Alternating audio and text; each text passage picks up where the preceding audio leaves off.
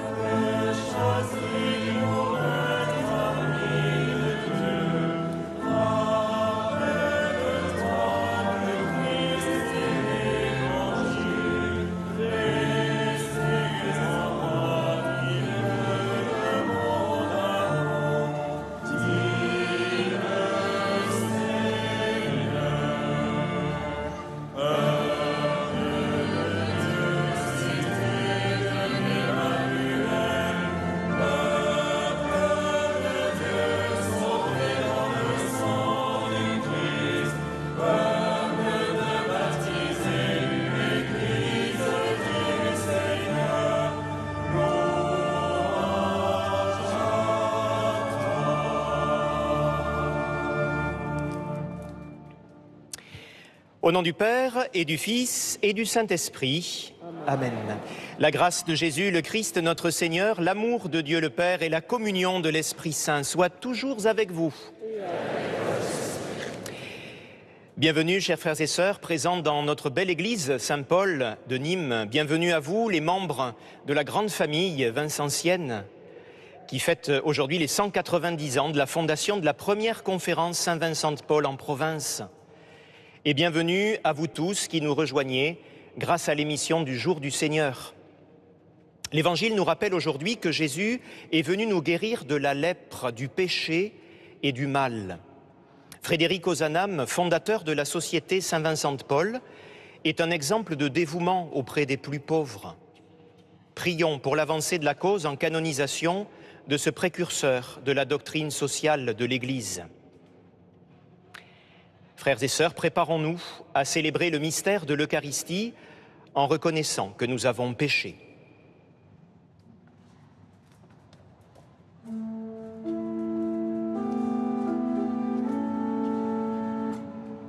Seigneur Jésus, envoyé par le Père pour guérir et sauver les hommes.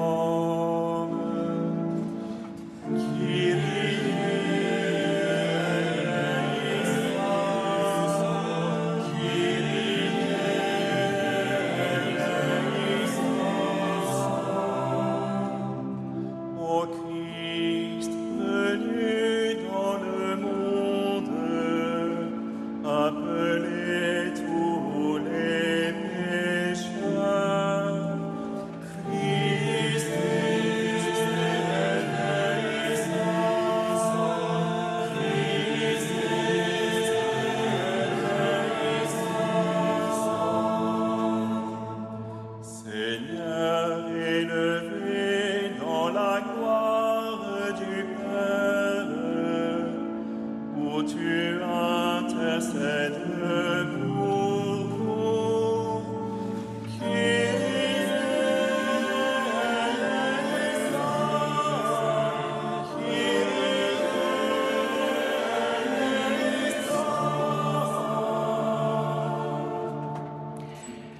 Que Dieu Tout-Puissant nous fasse miséricorde, qu'il nous pardonne nos péchés et nous conduise à la vie éternelle. Amen. Gloire à Dieu au plus haut des cieux.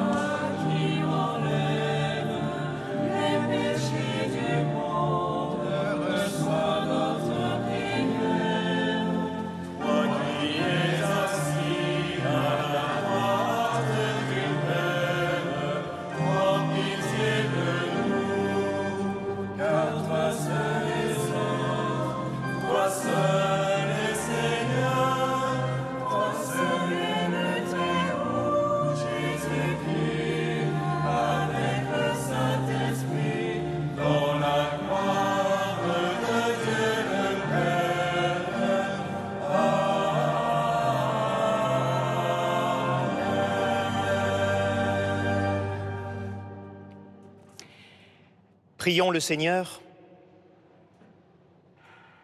Nous t'en prions, Seigneur, que ta grâce nous devance et qu'elle nous accompagne toujours pour nous rendre attentifs à faire le bien sans relâche.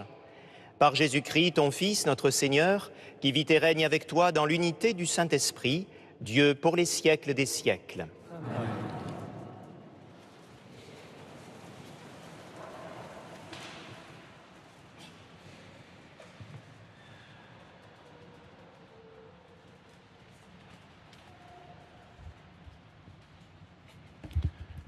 Lecture du deuxième livre des rois. En ces jours-là, le général syrien Naaman, qui était lépreux, descendit jusqu'au Jourdain et s'y plongea 7 fois, pour obéir à la parole d'Élisée, l'homme de Dieu. Alors, sa chair devint semblable à celle d'un petit enfant. Il était purifié. Il retourna chez l'homme de Dieu avec toute son escorte. Il entra, se présenta devant lui et déclara : « Désormais, je le sais, il n'y a pas d'autre Dieu sur toute la terre que celui d'Israël. Je t'en prie, accepte un présent de ton serviteur. » Mais Élisée répondit : « Par la vie du Seigneur que je sers, je n'accepterai rien. » Naaman le pressa d'accepter, mais il refusa. Naaman dit alors : « Puisque c'est ainsi, permets que ton serviteur emporte de la terre de ce pays, autant que 2 mulets peuvent en transporter. Car je ne veux plus offrir ni holocauste, ni sacrifice à d'autres dieux qu'au Seigneur, Dieu d'Israël. » Parole du Seigneur.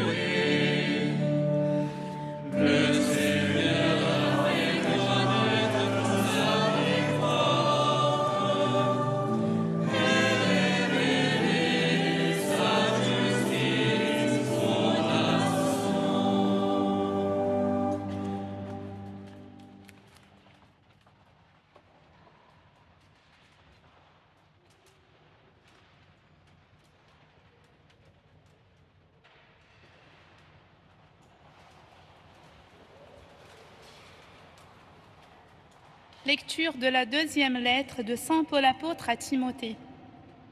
Bien-aimé, souviens-toi de Jésus-Christ, ressuscité d'entre les morts, le descendant de David. Voilà mon évangile.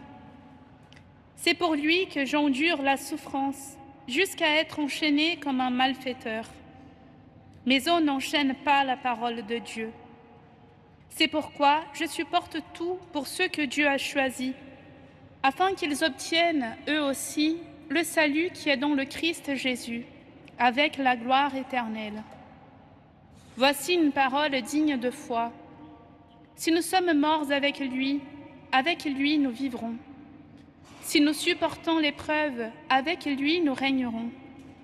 Si nous le rejetons, lui aussi nous rejettera. Si nous manquons de foi, lui reste fidèle à sa parole, car il ne peut se rejeter lui-même. Parole du Seigneur.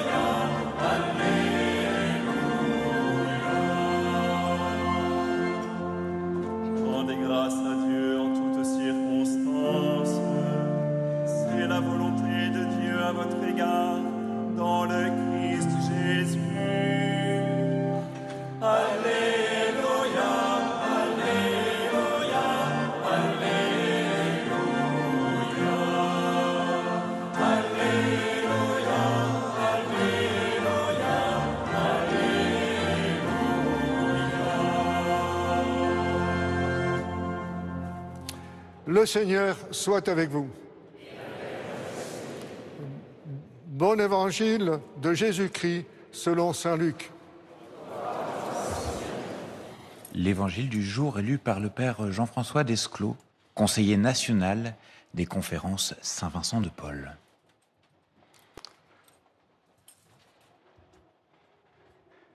Jésus, marchant vers Jérusalem, traversait la région située entre la Samarie et la Galilée. Comme il entrait dans un village, 10 lépreux vinrent à sa rencontre. Ils s'arrêtèrent à distance et lui crièrent « Jésus, Maître, prends pitié de nous !» À cette vue, Jésus leur dit « Allez vous montrer aux prêtres. » En cours de route, ils furent purifiés. L'un d'eux, voyant qu'il était guéri, revint sur ses pas, en glorifiant Dieu à pleine voix. Il se jeta face contre terre aux pieds de Jésus, en lui rendant grâce. Or, c'était un Samaritain. Alors, Jésus prit la parole en disant « Tous les 10 autres n'ont-ils pas été purifiés? Les 9 autres, où sont-ils? Il ne s'est trouvé parmi eux que cet étranger pour revenir sur ses pas et rendre gloire à Dieu. » Jésus lui dit « Relève-toi et va, ta foi t'a sauvé. » Acclamons la parole de Dieu. Louange à toi, Seigneur Jésus. C'est le père Arnaud Montou, prêtre du diocèse de Sens-Auxerre, qui va prononcer l'homélie.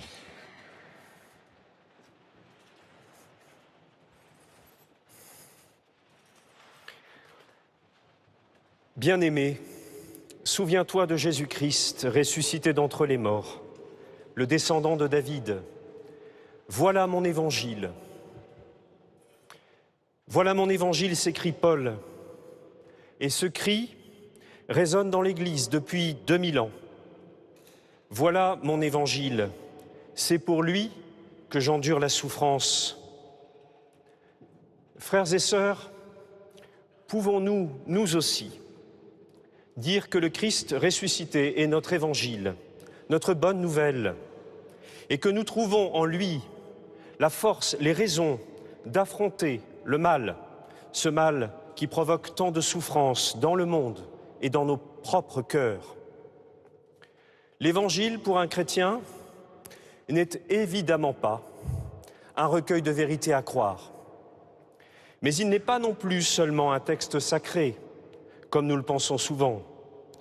On ne pourrait même pas se contenter de dire que l'Évangile est la parole de Dieu faite chair, à moins que l'on accepte de comprendre que la particularité de cette venue dans la chair est d'être à la fois absolument unique dans la personne historique de Jésus et en même temps de concerner absolument la chair de tous les hommes, celle de chacun d'entre nous, celle de toutes les créatures, de tous les temps, jusqu'à l'extrémité de l'univers. Un seul, Jésus de Nazareth, pour tous et en tous.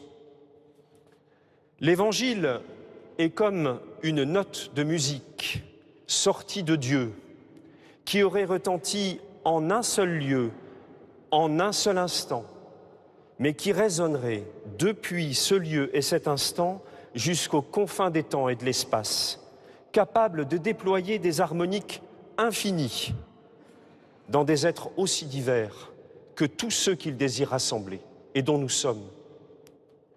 Pour comprendre un peu mieux encore ce que veut dire ce « voilà mon évangile » proclamé par Paul, en restant dans les métaphores musicales, nous pourrions dire que l'évangile, qui est le Christ vivant, doit devenir, dans les instruments à cordes que nous sommes, comme l'âme. Je ne sais pas si vous savez ce que c'est l'âme. Peut-être, évidemment, il y en a parmi vous qui ont déjà joué du violon ou du violoncelle. L'âme, c'est cette petite pièce de bois, presque invisible dans l'instrument. Il faut vraiment se pencher à l'intérieur pour voir. Une petite pièce presque invisible et sans laquelle rien ne se passe. Elle est posée entre le fond du violon et la table d'harmonie. Sans cette pièce, il ne se passe rien, aucune résonance. Avec elle, c'est tout l'instrument qui devient capable de transmettre à nos oreilles ce qu'il y a de plus subtil, de plus vibrant, de plus caché dans le cœur de l'homme. Si l'Évangile est fiché dans nos cœurs, comme l'âme dans le violon, alors nous sommes rendus capables de transmettre non seulement ce qu'il y a de plus vrai dans l'homme, mais aussi de faire entendre par nos vies quelque chose de l'harmonie du royaume. Mais que l'Évangile soit ainsi comme notre âme n'est jamais une évidence. Il ne suffit pas d'être chrétien, et même de se croire plus chrétien, plus sauvé, plus saint que les autres, pour que l'Évangile mette vraiment nos vies en tension et en résonance. Et les textes de ce dimanche nous rappellent singulièrement avec force que ce sont bien souvent ceux que l'on juge étrangers au salut qui en vivent déjà, peut-être tout simplement parce qu'ils sont en quête de la vérité et non pas dans l'illusion de la détenir. Si l'Évangile est notre vie, nous devons être comme Naaman, le général syrien, un étranger, ou comme le Samaritain de l'Évangile, un étranger, revenant vers Jésus après avoir été guéri. Ces deux-là n'ont pas seulement en commun d'être des lépreux guéris. Ils sont surtout des hommes qui ont reconnu le passage de Dieu, le passage du Sauveur dans leur vie, et qui ont été capables de remettre en question leurs schémas, leurs idées préconçues, leurs représentations du monde, qui ont laissé Dieu, en un mot, les transformer. Toute la famille vincentienne, qui fête aujourd'hui les 190 ans de la première conférence fondée en province, ici même, à Nîmes, sait bien ce que signifie être remis en question par l'action de Dieu. Vous avez tous fait, à un moment ou à un autre, l'expérience de cette déstabilisation qui nous rend en fait plus disponibles à l'autre et à Dieu. Et la capacité de résonance que permet l'Évangile en vous, cet Évangile qui est devenu votre vie, ne vous a pas seulement permis de reconnaître l'action de Dieu en vous, dans votre vie, et de vous en réjouir, mais elle vous a rendu capable de voir Dieu agir bien au-delà de vos frontières naturelles et des frontières naturelles de l'Église. Ceux que vous rencontrez n'ont pas à rentrer dans nos cercles, dans nos sérails, pour refléter la lumière du ressuscité. Et c'est en les servant, en les aimant, en vous découvrant aimés par eux aussi, et peut-être surtout, que vous voyez Dieu agir en ce monde. Comme le rappelle avec force le pape Léon XIV dans sa première exhortation apostolique parue cette semaine, avec la relation aux pauvres. Nous ne sommes pas dans le monde de la bienfaisance, mais dans celui de la révélation. Comme chrétiens et comme catholiques, nous devrions toujours être des passionnés de l'action de Dieu au sein du monde. Nous devrions déployer cette attention permanente à ce que Dieu réalise déjà en dehors de nos cercles, au-delà de nos frontières étroites que nous avons en tête quand nous disons catholicisme. Partout où la vie cherche sa voie à travers les obstacles, Dieu est déjà à l'œuvre. Amen.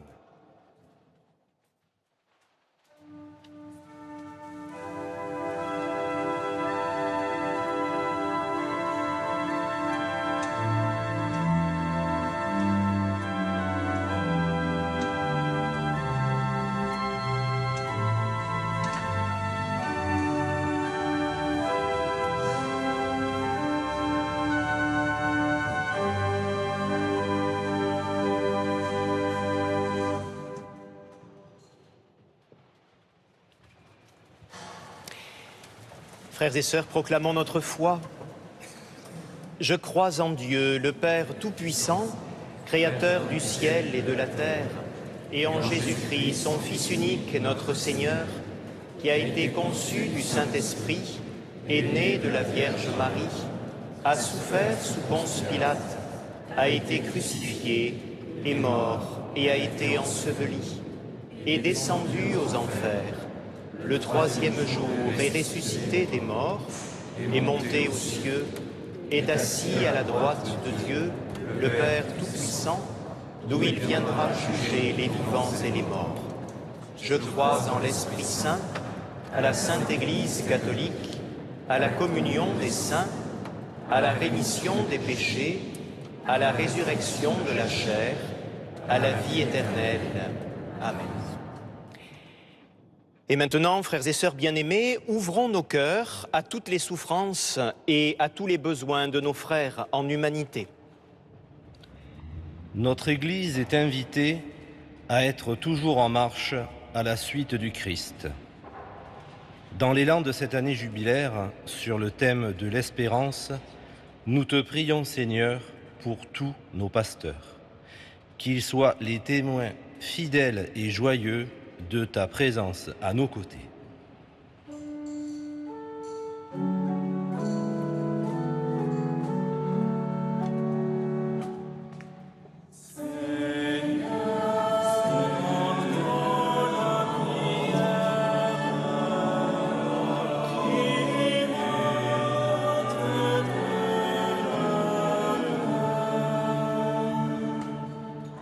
Notre monde est, en bien des endroits, déchiré par la guerre et la violence. Seigneur, nous te prions pour les dirigeants et ceux qui nous gouvernent. Viens éclairer leurs décisions en faveur de la paix.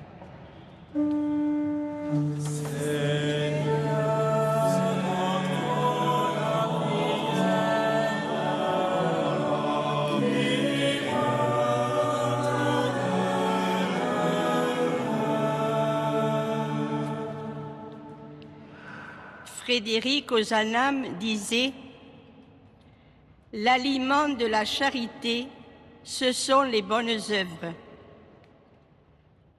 Seigneur, nous te prions pour toutes les personnes engagées de par le monde dans les conférences de Saint Vincent de Paul.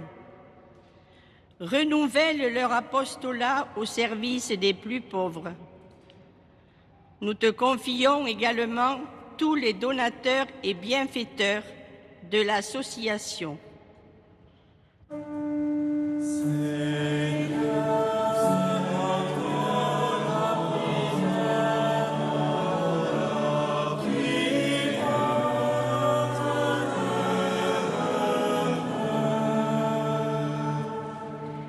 Aujourd'hui, notre communauté paroissiale se rassemble.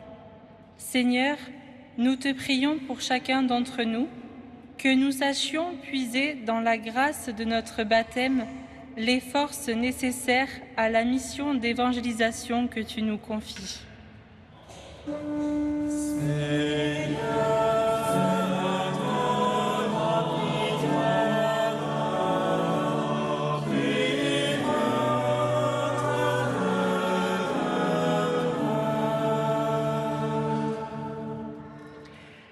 À tes fidèles, Seigneur, tends une main secourable, qu'ils te cherchent de tout cœur et voient exaucer leur juste demande par le Christ notre Seigneur.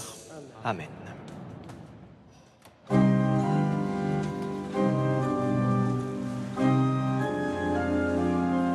Dans la procession, vous pouvez voir les foulards bleus des bénévoles de la Société Saint-Vincent de Paul. Ils sont accompagnés d'amis de la rue. Ensemble, ils symbolisent tout ce qui fait nos vies, nos engagements, nos difficultés, notre humanité. Et ils viennent la porter au Christ.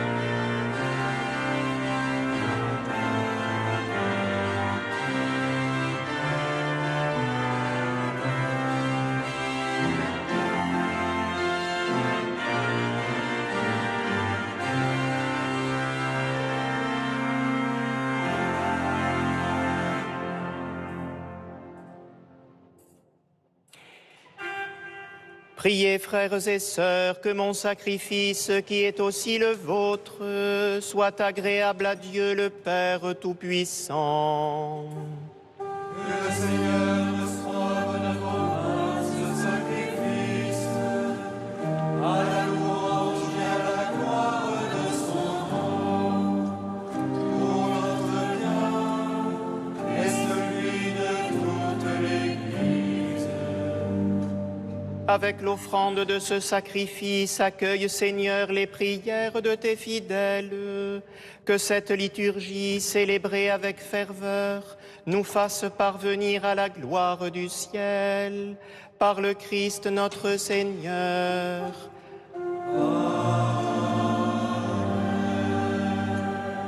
Le Seigneur soit avec vous.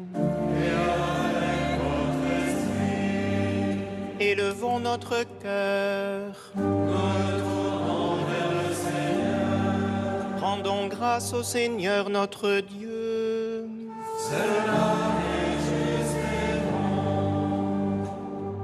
Vraiment, il est juste et bon pour ta gloire et notre salut de t'offrir notre action de grâce, toujours et en tout lieu.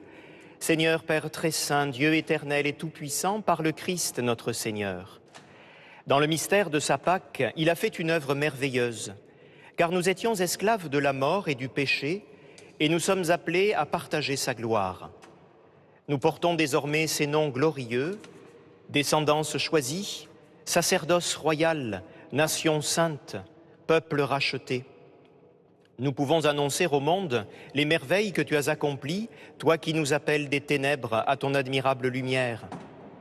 C'est pourquoi, avec les anges et les archanges, avec les puissances d'en haut et tous les esprits bienheureux, nous chantons l'hymne de ta gloire et sans fin nous proclamons.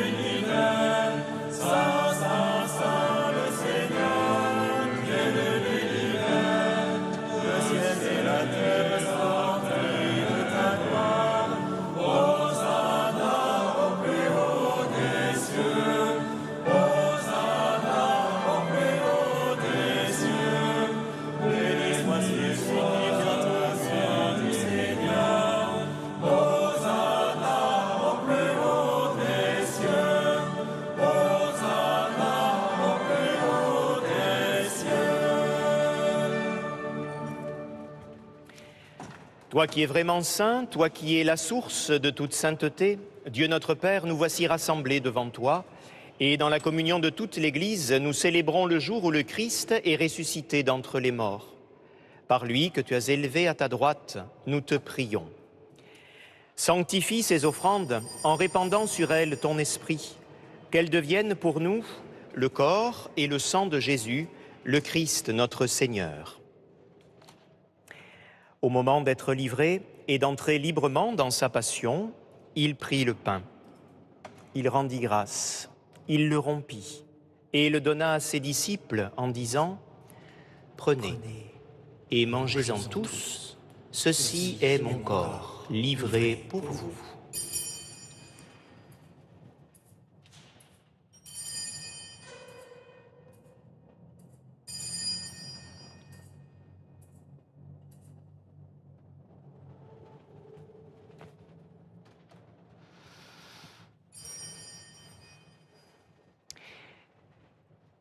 De même, après le repas, il prit la coupe.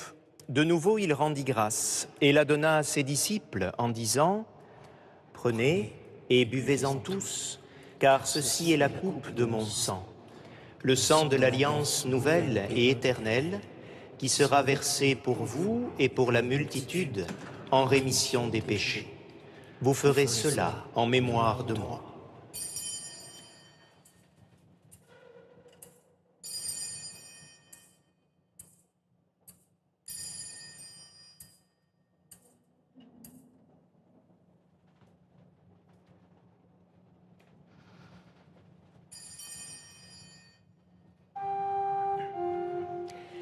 Proclamons le mystère de la foi.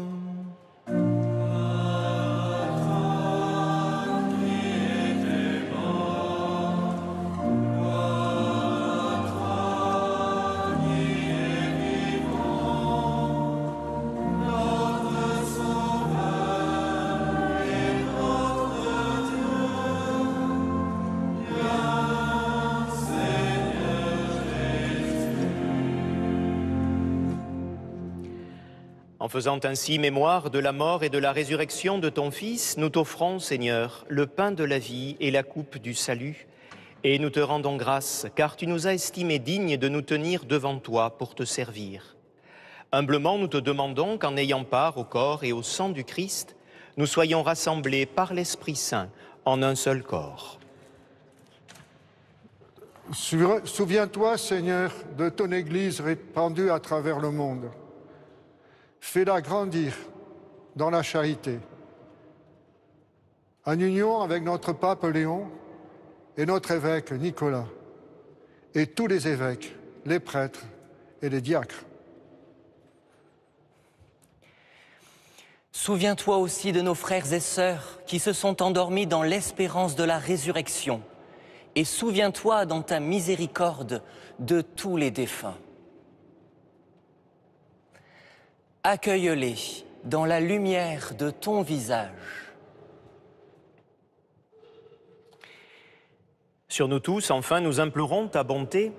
Permets qu'avec la Vierge Marie, la bienheureuse Mère de Dieu, avec Saint Joseph, son époux, les apôtres, Saint Vincent de Paul, le bienheureux Frédéric Ozanam et tous les saints qui ont fait ta joie au long des âges, nous ayons part à la vie éternelle et que nous chantions ta louange et ta gloire par ton Fils Jésus, le Christ.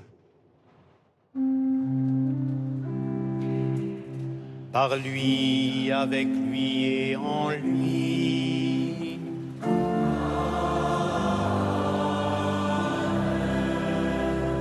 À toi, Dieu le Père Tout-Puissant, dans l'unité du Saint-Esprit.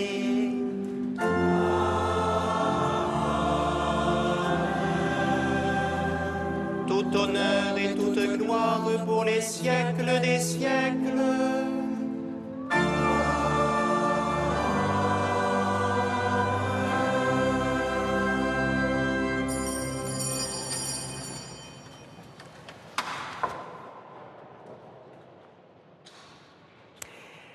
Comme nous l'avons appris du Sauveur, frères et sœurs, et selon son commandement, nous osons dire « Notre Père, qui es aux cieux, que ton nom soit sanctifié, que ton règne vienne, que ta volonté soit faite sur la terre comme au ciel.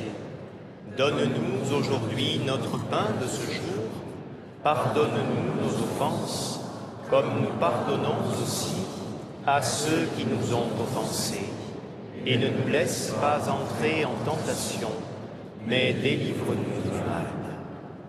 Délivre-nous de tout mal, Seigneur, et donne la paix à notre temps.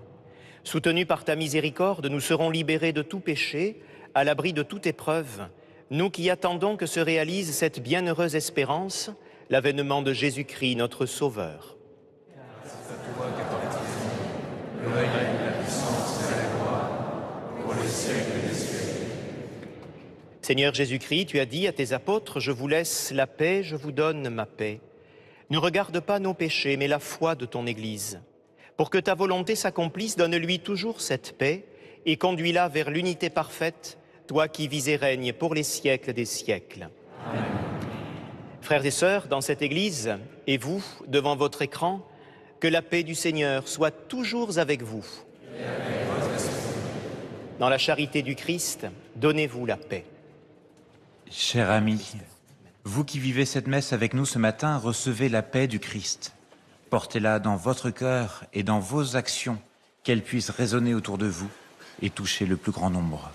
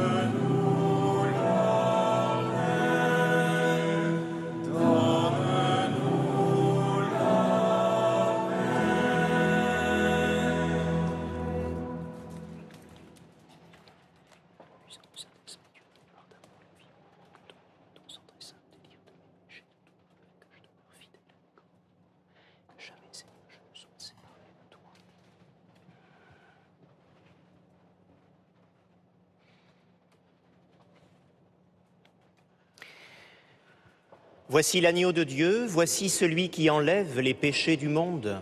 Heureux les invités au repas des noces de l'agneau. Seigneur, je ne suis pas digne de te recevoir, mais dis seulement une parole de ce que je suis.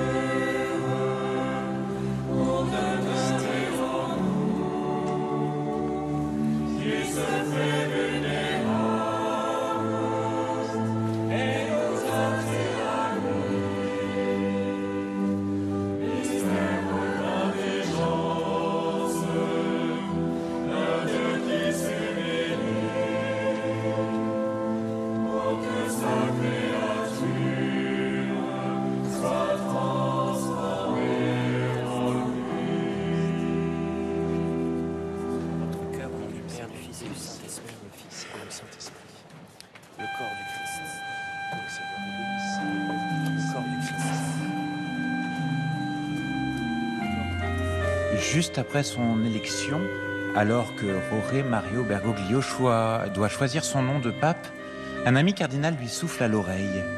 N'oublie pas les pauvres. À ce moment précis, un nom s'impose comme une évidence, celui de François. Car tel est le message de saint François d'Assise, lui qui a abandonné sa vie riche et mondaine pour se consacrer aux plus démunis.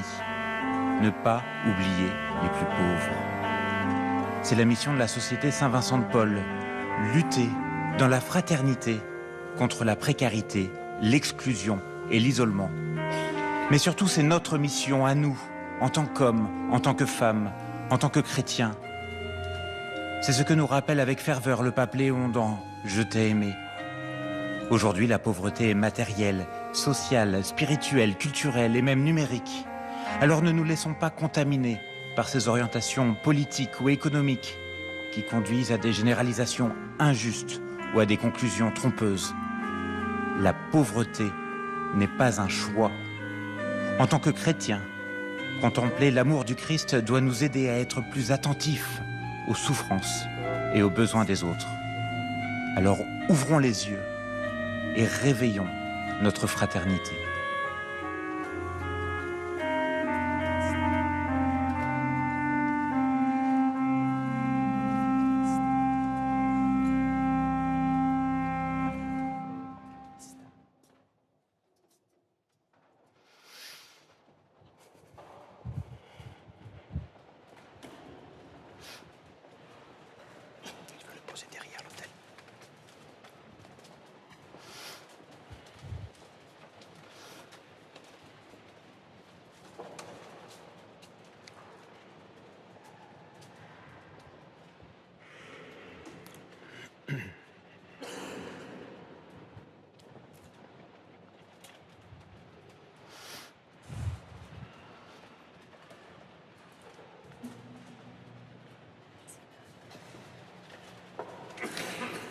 Prions le Seigneur.